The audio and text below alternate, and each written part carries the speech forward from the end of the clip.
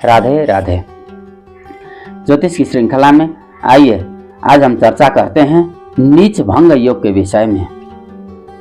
कई सारे ग्रह नीच राशि में बैठे हैं, जैसे कि सूर्य तुला राशि में नीच के होते हैं, चंद्रमा वृश्चिक राशि में नीच के होते हैं, मंगल कर्क राशि में नीच के होते हैं। इसी प्रकार से अन्य अन्य ग्रह भी अन्य अन्य राशियों में नीच के हो जाते हैं। तो नीच में होना किसी भी ग्रह के लिए सीधे तौर पर अच्छा नहीं माना जाता है, परंतु फिर भी ज्योतिष में बहुत सारे ऐसे योग हो जाते हैं, बन जाते हैं, जिसके द्वारा नीच ग्रह की नीचता भी भंग हो जाती है। खास करके नीच राशि में जो ग्रह बैठे हैं और उसी राशि में अगर उसी राशि के उच्च ग्रह साथ में बैठे होंगे तो उस ग्रह की नीचता को वो भंग कर देते हैं।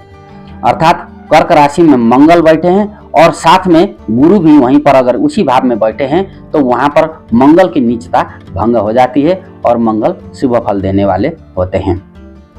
लग्न में यदि कोई ग्रह नीच का हो और वही ग्रह नवमांश कुंडली में उच्च का होकर के बैठ गया है तो लग्न का जो नीच का जो फल है उसको इतना भुगतना नहीं पड़ता है, वह शुभ फल में परिणत हो जाता है।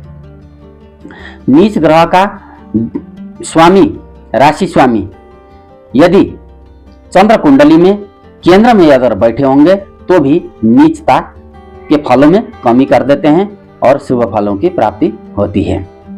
नीच का ग्रह यदि बकरी होकर के बैठा है और साथ में किसी पाप ग्रह का प्रभाव उसमें अधिक नहीं पड़ रहा है तो ऐसी स्थिति में भी नीचता का भंग होता है, परंतु बकरी ग्रहों का फल या तो अकस्मात होता है या फिर बहुत देर से होता है। तो बकरी ग्रहों का फल देने का तरीका थोड़ा सा भिन्न है। आने वाले समय में किसी वीडियो में बकरी ग्रहों के विषय में, अस्त ग्रहों के विषय में भी आप लोगों को इसके विषय में जानकारी जरूर उपलब्ध करवाई जाएगी। नीच में बैठे हुए ग्रह यदि अपने स्व राशि को देखते हैं तो ऐसी स्थिति में भी नीचता के फलों में कमी आती है और शुभ फलों में वृद्धि होती है। खास करके नीच भंग का तात्पर्य राजयोग नहीं होता है।